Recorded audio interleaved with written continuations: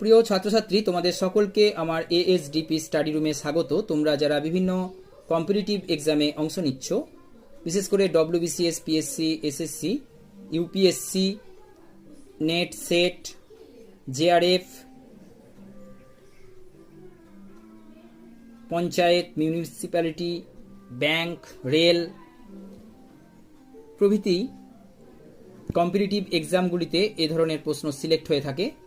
তো আগের ভিডিওতে আমি শেষ করেছিলাম আই নো হিম একটা ভয়েস চেঞ্জ দিয়ে। দেখো এই ভয়েস চেঞ্জটা কি হবে, প্রথমে হিটা হয়ে হিমটা হয়ে যাবে হি, তারপরে কি হবে বি ভার্ব বসবে হির পরে অবশ্যই কি বসে, ইজ বসে, তারপরে কি বসবে নো, নিউ, নোন, অর্থাৎ ভার্বের থার্ড ফর্ম আমরা জানি নোন, তো নোনটা বসবে, তারপরে কি হবে এই মিটা বসবে, তার আগে কিন্তু টু বসবে, টু মি, ঠিক আছে। তো option A, he is known to me. Next প্রশ্ন 20 নাম্বার দাগের, name the poet of the poem the daffodils. তো ড্যাফোডিলস এই যে কবিতা, এই কবিতাটার লেখককে, এটা একদম সরাসরি তোমাদের এটা জানতে হবে। তো 20 নাম্বার দাগের প্রশ্নের উত্তর হচ্ছে উইলিয়াম ওয়ার্ডসওয়ার্থ। এই লেখকটা সম্পর্কে তোমরা সবাই পরিচিত।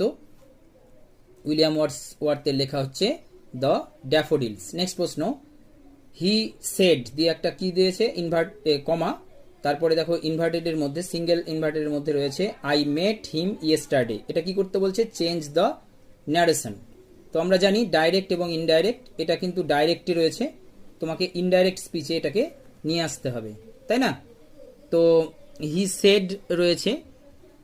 তো এই প্রশ্নের উত্তর অবশ্যই তোমরা বুঝতে পারছো কোনটা হতে পারে, সি হবে। সেড থেকে এটা টোল্ড হবে, সি টোল্ড দ্যাট, তারপরে লিঙ্কার হিসাবে দ্যাট বসবে, আইটা এখানে সি হয়ে যাবে, she had mate him the previous day. এই যে ইয়েস্টারডেটাকে লেখা হয় প্রিভিয়াস ডে হিসাবে, তাই না। নেক্সট হচ্ছে how did you come here, he said, এটাও কি করতে হবে, চেঞ্জ ইনটু ইনডাইরেক্ট স্পিচ। এটাও ডাইরেক্ট স্পিচে আছে, ইনডাইরেক্ট স্পিচে তোমাকে নিয়ে আসতে হবে। তো 22 নাম্বার দাগের যে প্রশ্নটি, তার উত্তর হবে, যেহেতু এখানে জিজ্ঞাসা চিহ্ন রয়েছে তো ইন্টারোগেটিভ ফর্ম, সুতরাং আস্কড দিয়ে শুরু হচ্ছে। হি আস্কড, অর্থাৎ option D, he asked how he had, ইউটা হি হয়ে গেল, হি হ্যাড কাম দেয়ার, হিয়ারটা কি হলো দেয়ার, ঠিক আছে। তো option D. Thank you for watching.